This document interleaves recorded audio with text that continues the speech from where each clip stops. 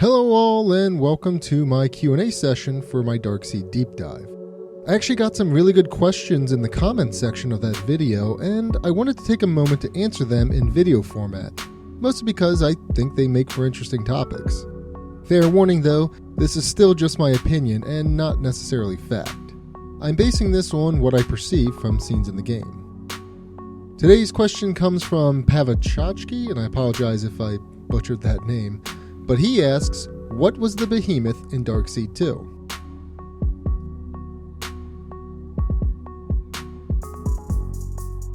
So I feel like I did gloss over the Behemoth in the deep dive. I did mention that I believe that Mike creates the Dark World based on his interactions with people around the town and also things that he reads. This includes the Behemoth itself. Even though I recently went through this game again, I can't actually recall anyone that mentions a monster specifically, but there are two characters that mention dark forces trying to corrupt the town. Mrs. Ramirez is the first of those two people. She tells Mike about the town being corrupted by evil and church being the only salvation. This is also mentioned in the Dark World by the High Priestess. The High Priestess mentions that the ancients corrupted the Dark World and took away the Dark Worlders' ability to attend their church or practice their faith. Now, this doesn't necessarily correlate to the Behemoth directly, but it does lead to the theme of the villains. That is, corrupt the planet they're trying to conquer and drain it of its life force. The plan this time is to use the Behemoth to drain the planet of its life. Mike literally makes this the core theme of his Dark World adventures in Darkseed 2. So, in a way, I guess Mrs. Ramirez does contribute to the Behemoth, albeit inadvertently. The next character that I believe more directly contributes to the Behemoth narrative is Slim. Slim mentions that there are dark forces at work and an evil power that is lurking in the shadows waiting to hatch its latest plot. The word hatch is used a lot in Darkseed 2 to describe the incubating Behemoth. The Keeper of the Skulls mentions the ancients are hatching the Behemoth. This all stems from Slim's statement early on. The ancients, or dark forces as they're called in the light world, are draining the life from the dark world and attempting to do the same in the light world. And they're incubating, also said to be hatching, a monster to do that. The Behemoth that we see throughout the game is in its larval stage, and it hatches later on near the end.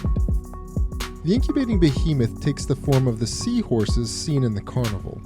It's probably just a reused asset to make the developer's life easier, especially since the teddy bear turns into the seahorses as well.